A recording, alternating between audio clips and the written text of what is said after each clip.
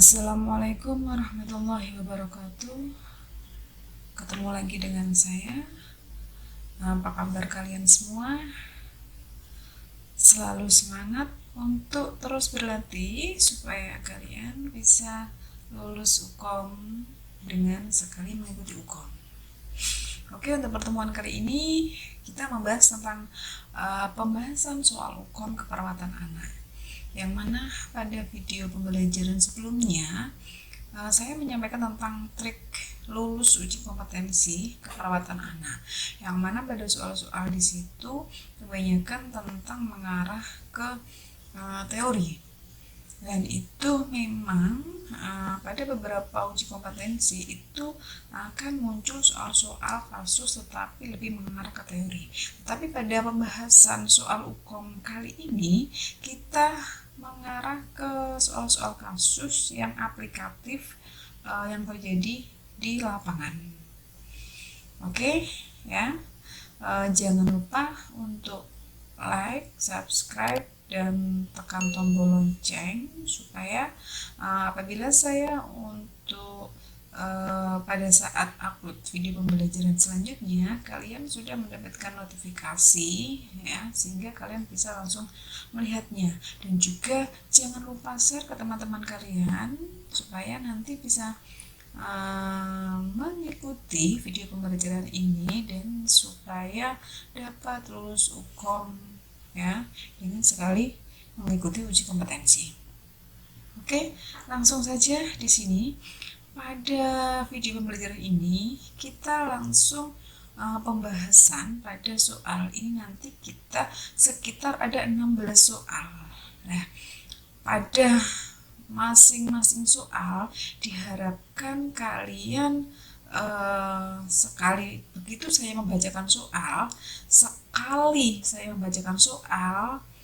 pause dulu dan silahkan tulis jawaban kalian dulu, kemudian baru mendengarkan pembahasan dari masing-masing soal, sehingga kalian akan mengetahui betul tidak jawaban kalian dengan dibandingkan dengan alasan-alasannya, sehingga sebagai pembelajaran supaya itu tidak terjadi lagi. Jadi yang penting bukan benar salahnya, tapi kalian tahu alasannya mengapa jawabannya itu. Oke? Langsung saja, ya. Semangat. Kita lanjut ke pembahasan soal. Soal 1. Seorang anak laki-laki usia 5 tahun dirawat di ruang anak dengan keluhan batuk dan sesak nafas. Hasil pengkajian: tidak nafsu makan, rewel, sulit tidur pada malam hari, terdengar ronki, ya, terdengar ronki kering yang kuat, RR 30 kali per menit, nadi 90 kali per menit, dan suhu 37,9 derajat Celcius. Apakah masalah keperawatan pada kasus tersebut? A. Bersihan jalan nafas tidak efektif, B. Gangguan pertukaran gas, C. Resiko defisit nutrisi, D. Gangguan pola tidur, dan E. Hipertermi.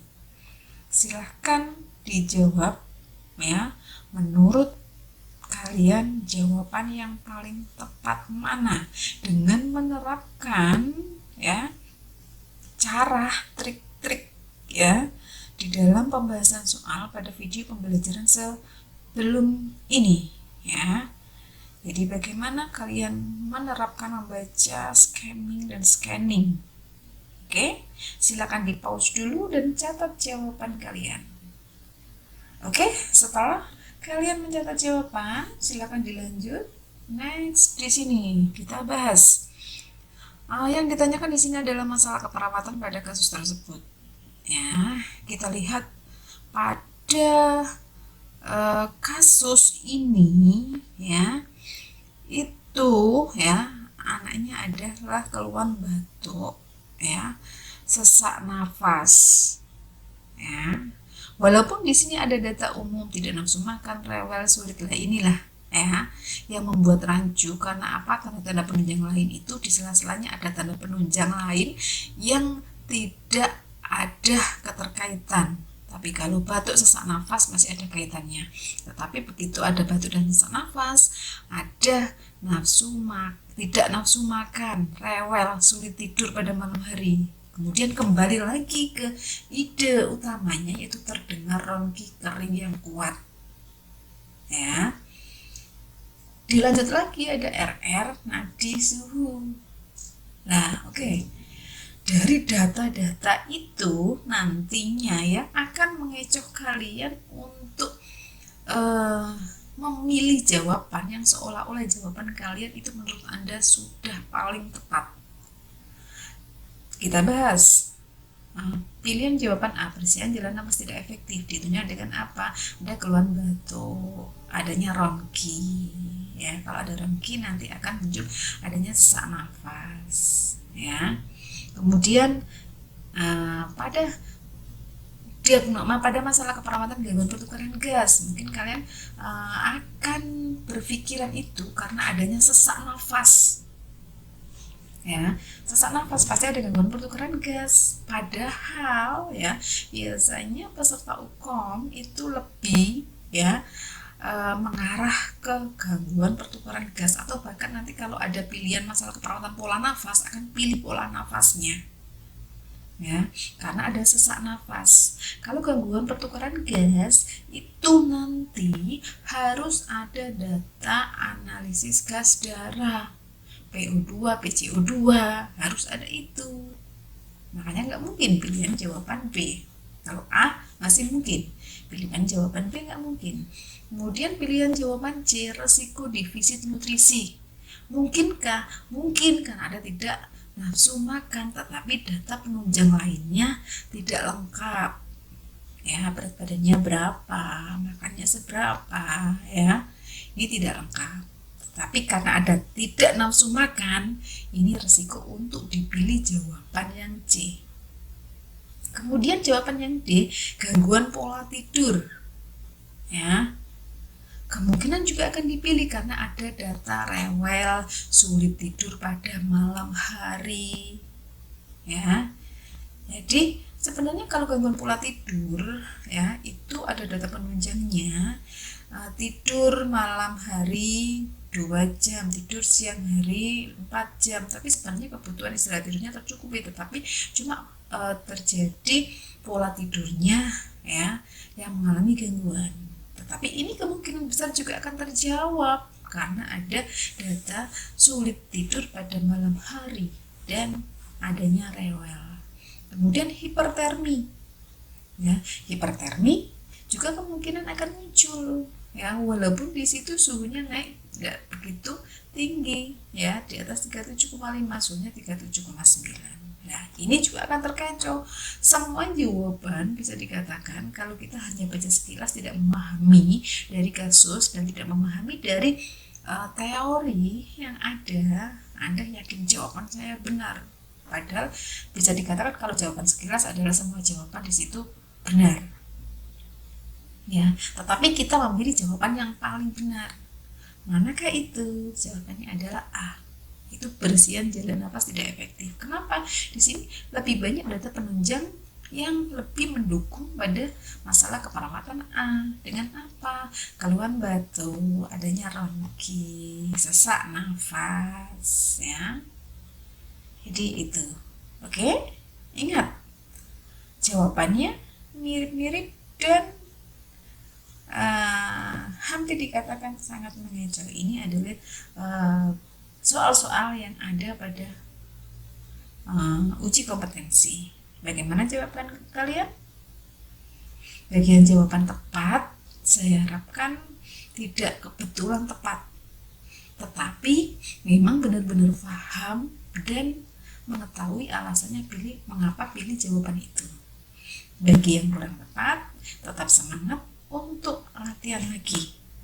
Oke, kita next ke soal nomor 2. Pada soal nomor 2, seorang bayi perempuan lahir di suatu rumah sakit dengan ekstremitas biru. Nadi 80 kali per menit, tangisan lemah, tangan dan kaki fleksi, muka menyeringai. Berapa nilai agar skor bayi tersebut? Ya, dari nilai Apgar Score dari data ini sebenarnya enak. Jadi kita sudah hafal tentang Apgar Score, tinggal kita menilai dari masing-masing tanda yang ada pada kasus ini. Yang pertama, ekstremitas biru.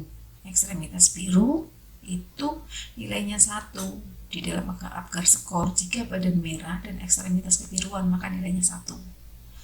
Kemudian nadi 80 kali per menit itu nilainya 1 di Apgar Score. Jika nilai nadi ya itu kurang dari 100 maka nilainya 1. Karena 80 kurang dari 100 maka nilainya 1.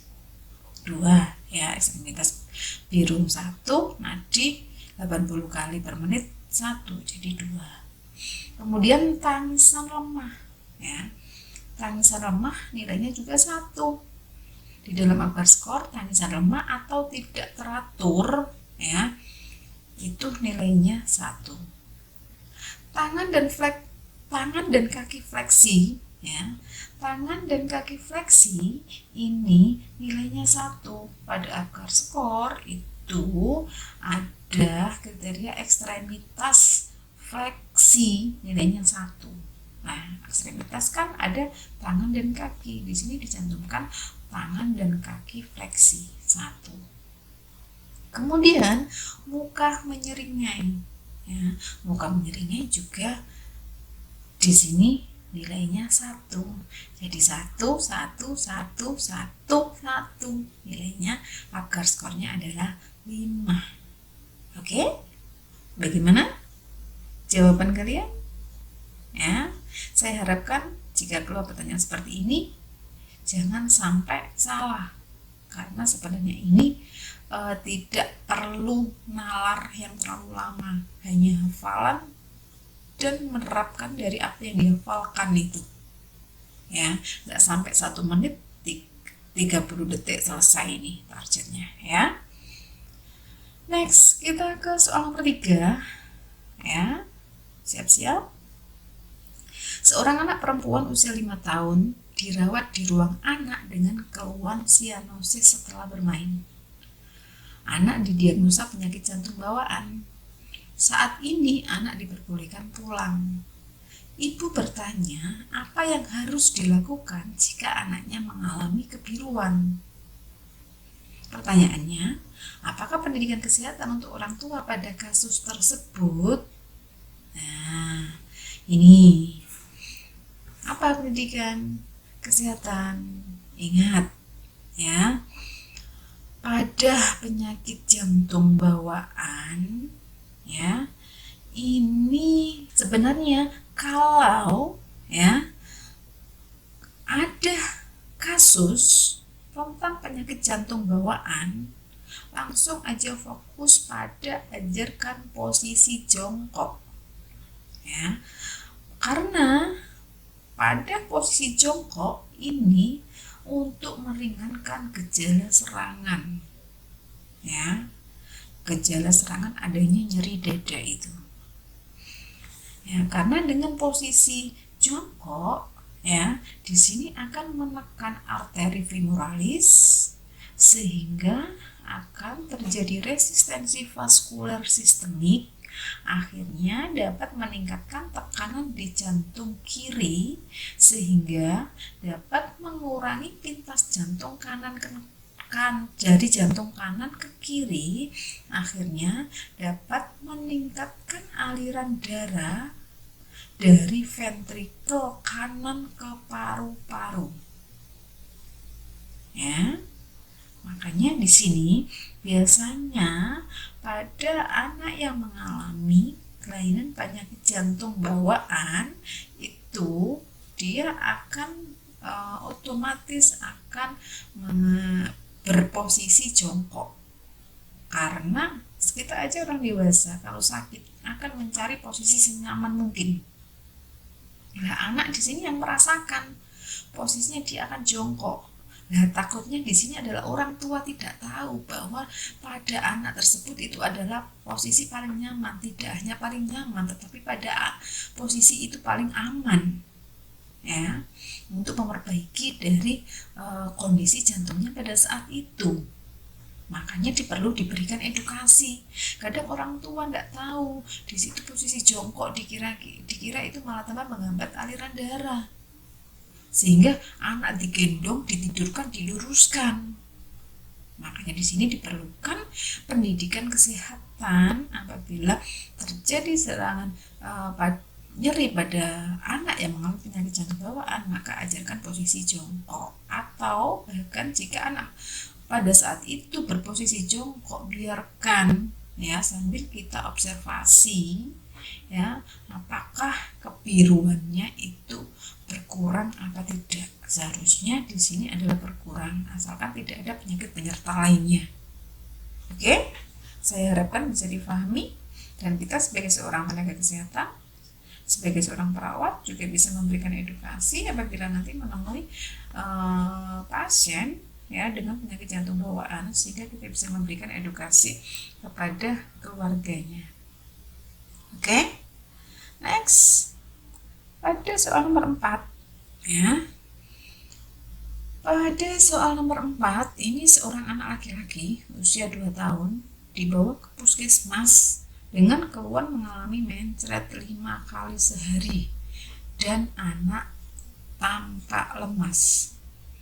Hasil pengkajian, rewel, mata cekung, mukosa bibir kering, perawat akan menentukan derajat dehidrasi. Nah, untuk menentukan derajat dehidrasi lah ini penekanannya. Apakah data yang perlu dikaji lebih lanjut pada kasus tersebut? Nah, untuk menentukan derajat dehidrasi pada kasus ini sudah dicantumkan ya tanda-tanda dehidrasi. Dengan apa? Mata cekung, mukosa bibir kering itu merupakan suatu tanda dehidrasi. Tetapi untuk menunjang derajat dehidrasi di sini diantaranya adalah diperlukan cubitan kulit perut untuk menentukan turgor kulitnya kembali dalam waktu berapa detik. Oke, semoga bisa difahami. Kita next pada soal nomor 5 ya. Bayi usia 8 hari dirawat di perinatologi dengan post-op kolostomi hari ketiga. Hasil pengajian stoma merah muda, kantong stoma paten, feses lunak, skala nyeri ringan, perut tidak distensi. Ibu belum dapat mengganti stoma pada anaknya. Perawat telah melakukan perawatan pada stoma. Apakah data utama yang perlu dievaluasi pada kasus tersebut? Nah, ini juga sangat mengecoh sekali. Apa data utama? Data utama skala nyeri. Bisa jadi lingkar perut, bisa jadi kita mengetahui apakah di situ fesesnya sudah keluar semua apa tidak. Yang C, karakteristik feses bisa jadi ya, karena nanti untuk mengevaluasi di situ bagaimana ini dari pencernaannya. Kemudian kondisi kulit sekitar stoma bisa jadi. Kemudian yang E, kemampuan ibu perawatan stoma bisa jadi. Jadi bisa kemungkinan jawaban itu kalau dilihat sekilas itu adalah semua jawaban benar, tapi kita harus bisa memilih jawaban yang paling benar. Biasanya kalau kaitannya dengan ini ada data ibu belum dapat mengganti stoma pada anaknya. Perawat telah melakukan perawatan pada stoma. Biasanya terkecoh pada ini data utama kemampuan ibu perawatan stoma. Karena perlu diingat perawatan stoma ini adalah tidak sebentar, butuh waktu yang lama, sehingga perlu diajarkan bagaimana cara perawatan stoma. Nah, terkecohnya kemudian ada di sini. Padahal ada kata-kata bahwa perawat telah melakukan perawatan pada stoma. Pada saat melakukan perawatan pada stoma, ya, kita di sini ya selain membuang feses yang ada di kantong stoma, ya, kemudian membersihkan area stoma, ya. Selain membersihkan, jangan lupa juga kita harus mengobservasi kulit di sekitar stoma. Ya. Jadi untuk apa? Untuk melihat bagaimana apakah terjadi iritasi apa tidak pada kulit di daerah stoma, karena di situ akan terjadi resiko tinggi untuk terjadi iritasi. Itu yang paling penting, ya, karena ada data perawat telah melakukan perawatan pada stoma, kecuali ada data lagi perawat telah melakukan perawatan pada stoma dan kondisi luka stomanya kering, kulit sekitar juga bagus, kecuali seperti itu, ya. Oke, bisa dipahami. Next, kita ke soal nomor 6. Bayi perempuan, ya, usia 9 bulan dirawat di ruang anak dengan keluhan demam 2 hari yang lalu. Hasil pengkajian, berkeringat banyak, kulit kemerahan di daerah pantat, dan sudah 2 hari anak tidak dimandikan. Ibu menolak memandikan anaknya karena mempunyai keyakinan anak demam tidak boleh dimandikan. Suhu 38,5 derajat Celcius. Apakah implementasi yang diperlukan untuk kasus tersebut? Awas, terkecoh pada kasus ini.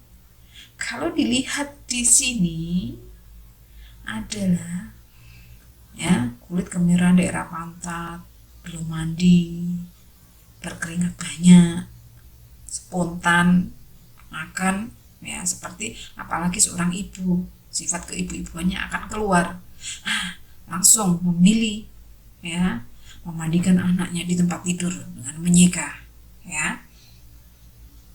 Apakah itu tepat? Benar, ya. Bersama dengan ibu memandikan anak di tempat tidur, apakah benar? Benar. Menganjurkan ibu untuk memandikan anak di tempat tidur, apakah benar? Benar. Memberikan penjelasan kepada ibu manfaat memandikan, apakah benar? Benar. Yang mengajarkan ibu cara memandikan anak di tempat tidur dengan air hangat, apakah benar? Tetapi ada yang paling benar. Penekanannya adalah di sini, ibu menolak memandikan anaknya karena mempunyai keyakinan anak demam tidak boleh dimandikan. Jadi ini yang penting, ya. Implementasi yang pertama dijelaskan adalah memberikan penjelasan kepada ibu manfaat memandikan, ya. Bu, ya, manfaat memandikan di sini adalah untuk kebersihan daripada si anak, ya, karena nanti kalau tidak bersih nanti akan banyak kuman-kuman sehingga akan memunculkan masalah kesehatan yang lain. Kita jelaskan bagaimana perpindahan panas dan lain-lainnya, ya, tidak ada hubungannya pada pasien panas dimandikan, ya. Kalau ibu sudah mengerti, ya, sambil kita evaluasi apakah ibu benar-benar mengerti apa tidak. Kalau ibu sudah mengerti, baru kita ajarkan bagaimana cara memandikan anak, ya, di tempat tidur dengan air hangat, atau memang kalau nggak bisa atau masih takut, kita memandikan anak bersama-sama ibu sambil mengajarkan dan seterusnya. Oke, semoga bisa dipahami.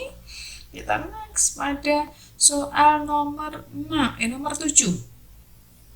Soal nomor 7, anak perempuan berusia 7 tahun dibawa ibunya ke puskesmas karena mengalami demam selama 3 hari. Hasil pengkajian, ya, mengeluh sakit kepala, suhu 38,8 derajat Celcius. Perawat akan melakukan uji tourniquet. Perawat menjelaskan prosedur dan meminta persetujuan kepada ibunya. Kemudian mencuci tangan, memasang manset di atas pulsa CBT, mengukur tekanan darah, dan diperoleh hasil 110/70. Apa tindakan selanjutnya pada kasus tersebut? Ide utama pada kasus di sini adalah uji tourniquet, ya. Dengan data lainnya apa? Demam, melakukan uji tourniquet, sudah memasang manset, sudah mengukur tekanan darah. Sekarang tindakan selanjutnya apa? Ya, apa tindakan selanjutnya pada kasus tersebut? Mengukur tekanan darah. Di sini diperoleh hasil 110/70. Sedangkan Perlu kita ingat bahwa di dalam langkah-langkah melakukan ejekan riket, pertama adalah kita ukur tekanan darahnya. Ya. Kemudian setelah diukur tekanan darahnya, kita tentukan sistol dan diastolnya. Kemudian kita bagi menjadi 2 rata-ratanya. Kemudian baru kita biarkan, ya, kita naikkan, kemudian kita biarkan, ya, sehingga nanti akan muncul TG. Ya, jadi jawabannya adalah D. Menentukan tekanan sistol dan diastol. Karena nanti akan dibagi menjadi 2. 110 ditambah 70, ya, sama dengan 180, bagi 2 sama dengan 90. Kemudian kita pompa tensinya sampai pada 90 mm/Hg. Kemudian kita biarkan 5-10 menit. Kita lihat adanya peteki. Jika ada peteki, maka di sini angka uji toniketnya positif karena menunjukkan adanya demam berdarah. Bagaimana? Kita next pada soal nomor 8. Anak laki-laki usia 5 tahun dibawa ibunya ke IGD dengan keluhan panas hari ketiga disertai muntah. Hasil pengkajian, anak tampak lemah, mukosa bibir kering, kelopak mata cekung, turgor kulit kembali lambat. Peteki pada ekstremitas, suhu akral dingin, nadi 100 kali per menit, ya, suhu 38,5 derajat Celcius, RR 28 kali per menit. Apakah intervensi pada kasus tersebut? Ingat, ya, ini ada di IGD, ya, ada di IGD, ya, ada muntah, mukosa bibir kering, kemudian turgor kulitnya lambat, suhunya tinggi. Maka kita, ya, untuk rehidrasi, ya, pemberian cairan IV. Ya, jadi jawabannya adalah A. Karena posisinya di IGD di sini, kecuali di ruangan. Di ruangan pasti dia sudah terpasang infus, ya, sudah diberikan cairan IV. Ya, tinggal kita ke, ya, masalah lanjutannya. Oke, saya kira bisa dipahami. Selanjutnya soal nomor 9, anak laki-laki usia 3 tahun dibawa ke IGD dengan keluhan panas mulai tadi malam.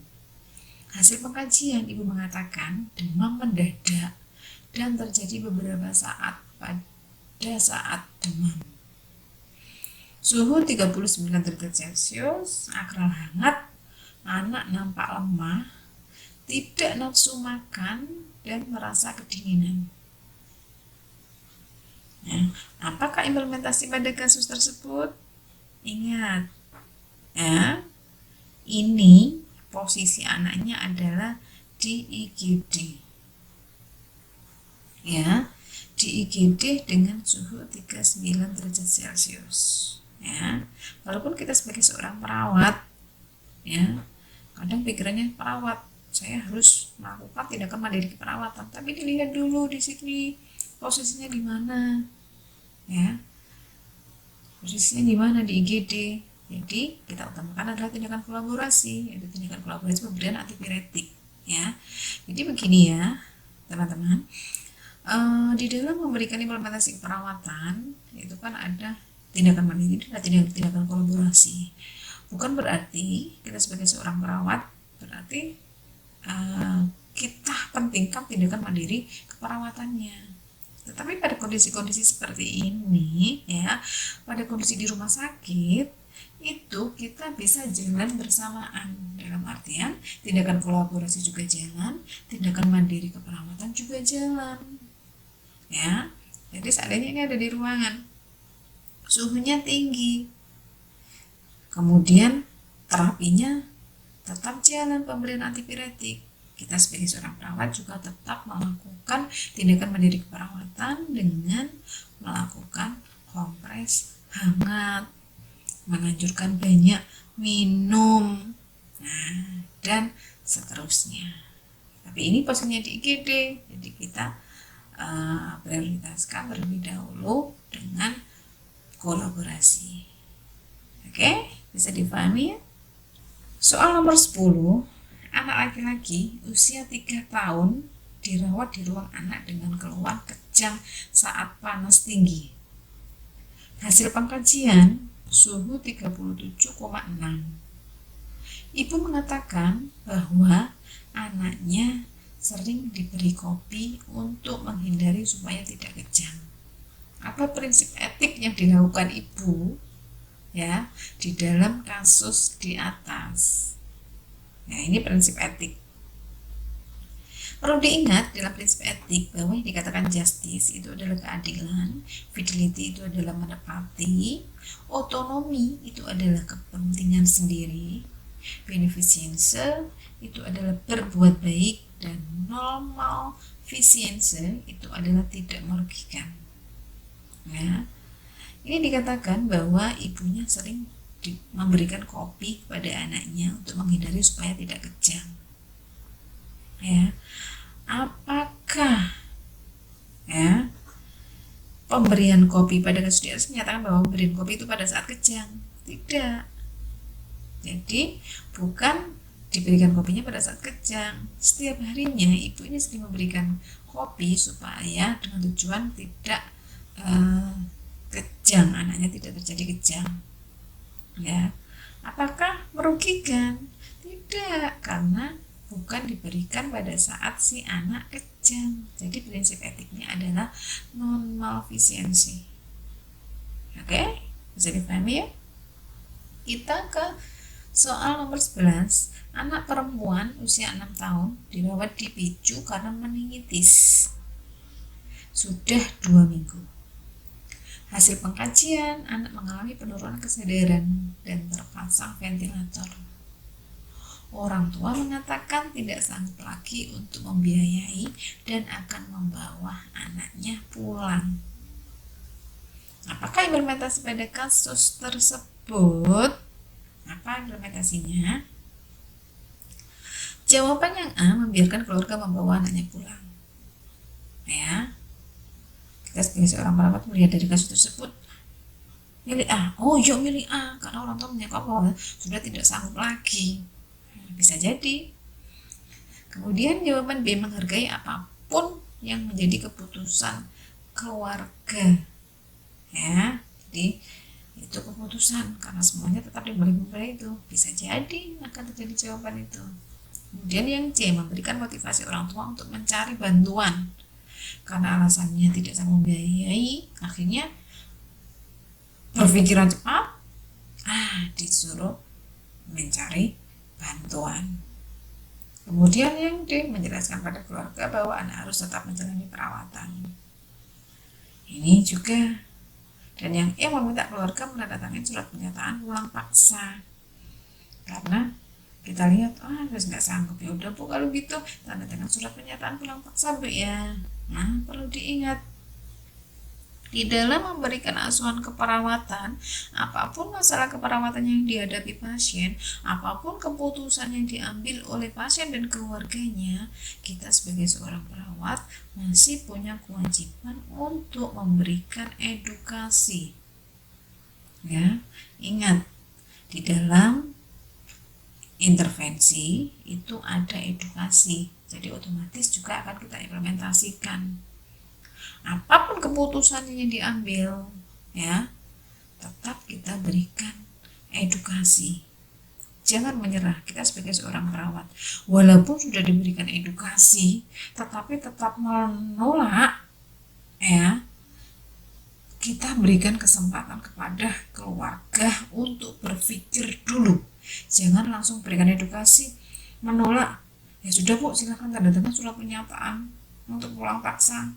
Ya, jadi tetap berikan kesempatan kepada keluarga mencegah atau pasien untuk berpikir dulu. Takutnya pada saat itu kondisi psikologisnya tidak stabil, lagi bingung, pusing, akhirnya mengambil suatu keputusan yang kurang tepat.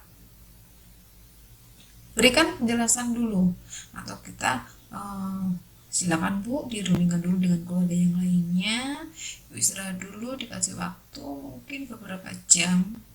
Nanti kalau sudah ada keputusan setelah dirundingkan oleh keluarga lain, silakan Ibu datang masuk lagi ke sini. Begitupun Ibu masuk, kita sebagai seorang perawat juga masih punya kewajiban untuk memberikan edukasi ulang, ya.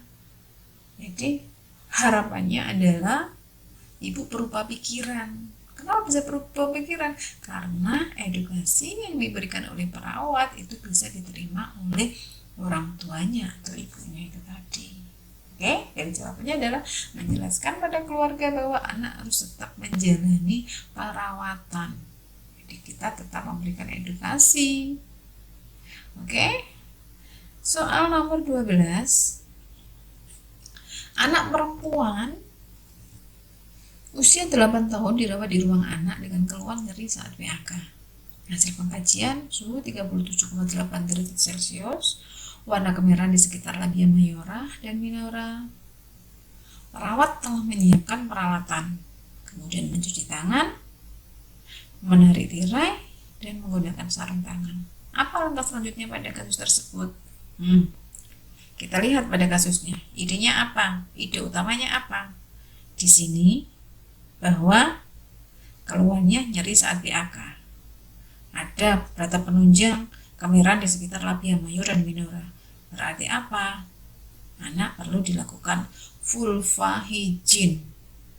Nah, kalau sudah vulva hygiene, kalau si perawat sudah mencuci tangan, menarik tirai, menggunakan sarung tangan, apa langkah selanjutnya?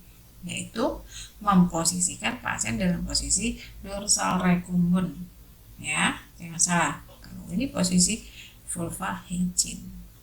Oke, kita lanjut pada soal ke-13. Anak laki-laki usia 3 tahun dibawa ibunya ke poli anak dengan keluhan matanya gatal dan merah. Hasil pengkajian konjungtiva merah dan bernanah. Perawat akan melakukan pendidikan cara memberikan salep mata. Apakah langkah selanjutnya pada kasus tersebut? Nah, ingat, ide utamanya adalah apa? Pemberian salep mata. Nah, bagaimana prinsipnya di dalam memberikan salep mata? Nah, kita langsung aja, nggak usah membuang-buang waktu. Sebenarnya ini enak. Dari ide utamanya sudah ketemu, nggak sampai 1 menit, bahkan 30 detik aja udah ketemu. Dan di sini ide utamanya adalah pemberian salep mata. Nah, bahwa prinsipnya di dalam pemberian salep mata itu adalah menarik kelopak mata ke bawah menggunakan jari telunjuk.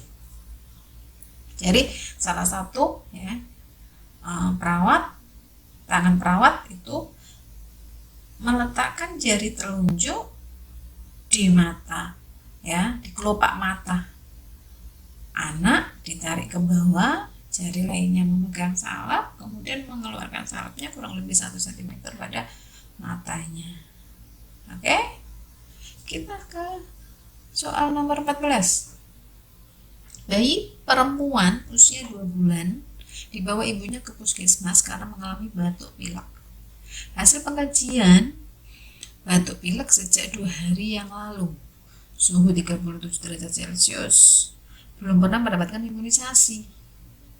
Perawat menganjurkan bayi untuk diimunisasi, namun ibu menolak dan mengatakan bahwa anak tidak diimunisasi karena keyakinan keluarganya imunisasi menyebabkan anak demam dan sakit.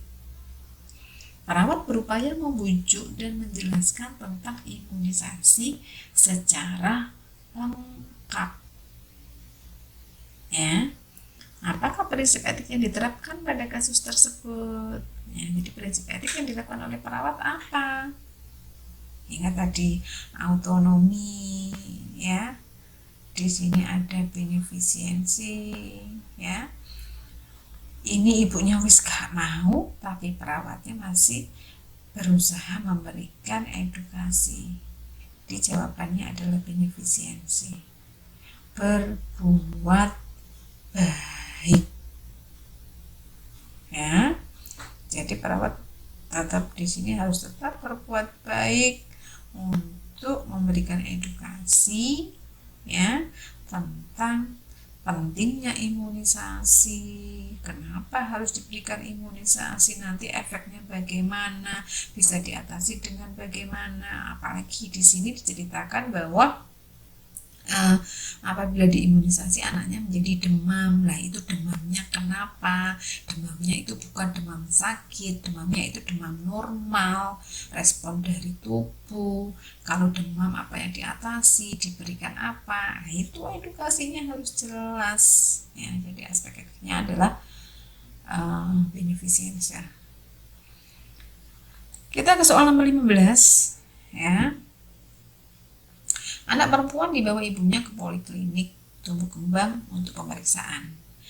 Hasil pengkajian tanggal lahir 24 November 2015. Berat badan 10 kg, tinggi badan 80 cm. Tanggal pemeriksaan 4 Oktober 2017. Perawat akan melakukan screening perkembangan. Pertanyaannya, berapakah usia anak pada kasus tersebut? Ingat, cara menghitung usia adalah tanggal periksa dikurangi tanggal lahir. Tanggal periksa anak di sini adalah 4 Oktober 2017. Tanggal lahir anak 24 November 2017. Kita kurangi dulu. Ayo, silakan latihan untuk menghitung usia.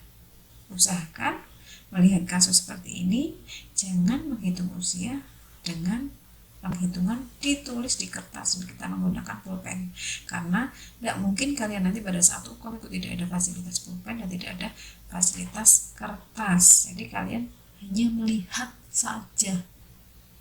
Bagaimana triknya supaya dengan melihat saja kita bisa? Pertama, langsung aja kita kurangi, ya, kita kurangi dari tanggalnya dulu, ya, kita kurangi tanggalnya dulu. 4 kurangi 24 bisa enggak ya? Enggak bisa. Kita hutang ke bulan. Ingat, 1 bulan 30 hari. 1 bulan 30 hari. Jadi karena hutang 30 tambah 4 34. 34 dikurangi 24 sama dengan 10. Kemudian yang tadi, ya, Oktober itu kan 10. Ya. 10 karena sudah dipinjam oleh 4 tadi jadinya tinggalnya 9, ya. 9 dikurangi 11, November kan 11, bulan November 11. 9 dikurangi 11 bisa tidak bisa. Kita hutang ke tahun, ya, 2017 kita hutang ke tahun. Ingat prinsipnya 1 tahun adalah 12 bulan. Jadi 9 ditambah dengan 12 sama dengan 21. 21 dikurangi dengan 11 sama dengan 10. Kemudian tadi 2017, 17 sudah dipinjam 1 jadi 16. 16 dikurangi 15 sama dengan 1. Jadi berapa usia anak? 1 tahun, 10 bulan, 10 hari. Ya, kadang di soal hukum di sini akan ada pilihan jawaban usia lengkap 1 tahun 10 bulan 10 hari. Ada tahun, ada bulan, ada hari. Tetapi kadang juga di sini akan hanya muncul jawaban tahun dan bulan saja. Kalau tahun dan bulan kita harus tahu prinsip pembulatan dari harinya. Ya, jika hari, ya, itu lebih dari 15 maka dibulatkan menjadi bulan. Jika kurang, ya, sama dengan 15 maka di situ dibulatkan menjadi 0. Jadi usia anak dalam kasus ini adalah 1 tahun 10 bulan. 10 harinya dianggap 0 karena kurang sama dengan 15. Oke? Bisa dipahami ya? Kita lanjut ke soal nomor 16 ya. Pada soal nomor 16 ini anak perempuan usia 5 tahun dirawat di ruang anak dengan keluhan panas sudah 3 hari. Tidak nafsu makan, muntah. Hasil pengkajian tekanan darah 110/60 mm/Hg. Frekuensi nadi 100 kali per menit. Frekuensi nafas 24 kali per menit. Suhu 38 derajat Celcius. Saat ini perawat akan memasang infus, tetapi anak menangis bila didekati. Apakah yang akan dilakukan perawat terkait dengan kasus tersebut? Ini pasti akan dirasakan oleh perawat pada saat memasang infus anak. Apabila terjadi seperti ini, apa yang harus dilakukan oleh perawat? Meminta keluarga untuk memegangi anaknya, dipegangi, difiksasi. Bisa jadi B. Memasang infus meskipun anak menangis, dipaksa, walaupun menangis tetap dipaksa untuk dipasang. Bisa jadi C. Memberikan terapi bermain sebelum melakukan prosedur. Bisa jadi D. Mendekati anak dan membujuk agar mau dipasang infus. Bisa jadi E. Meminta keluarga untuk mendampingi selama prosedur tindakan. Ya, ingat, ini anak berada di rawat di ruang anak, bukan di IGD. Kalau di IGD ya, dalam kondisi gawat darurat, berarti mau tidak mau kita harus tetap melakukan tindakan pemasangan infus. Tetapi di sini adalah dirawat di ruang anak. Jadi paling tidak di situ tidak urgent di dalam pemasangan infus. Jadi kita harus tetap menggunakan prinsip ya stres hospitalisasi. Jadi kita harus mengurangi stres hospitalisasi pada anak. Ya, karena dengan pemasangan infus nanti akan memberikan trauma-trauma pada anak. Makanya di sini diperlukan adanya pemberian terapi bermain sebelum melakukan prosedur. Ya, dengan terapi bermain sebelumnya atau bahkan sampai pada saat pemasangan tetap dilakukan terapi bermain pada anak. Oke? Sampai di sini, semoga kalian bisa lulus UKOM, dan buat kalian semua tetap semangat, selalu ikhtiar dan berdoa ya. Jadi ikhtiar dan berdoa ini jangan dipisahkan. Karena apa? Jika kita sudah berusaha semaksimal mungkin ya, dan kita sudah berdoa, itu sudah dijanjikan bahwa tidak ada usaha yang sia-sia asalkan kita ikhtiarnya benar-benar maksimal. Dan ingat, jadi sukses itu karena terus berlatih. Gak mungkin kalian tidak belajar, tidak penasaran melihat video pembelajaran, tidak menyaksikan, tidak mendengarkan, ya, tidak pernah membaca soal latihan uji kompetensi, kalian bisa lulus UKOM dengan sekali itu saja. Karena apa? Soal-soal itu juga perlu ada latihan dan trik-triknya. Saya nggak pernah tuh baca ini, tetapi kalian sudah terbiasa pada saat soal UTS maupun UAS, pada saat proses pembelajaran ternyata sudah terbiasa dengan kasus-kasus seperti itu dan sudah dibahas pada saat proses pembelajaran oleh dosen kalian. Ya, tetap semangat dan jangan menyerah, terus berlatih di dalam pembahasan soal-soal UKOM. Saya akhiri cukup sekian, semoga bermanfaat. Akhirul kalam, wassalamualaikum warahmatullahi wabarakatuh.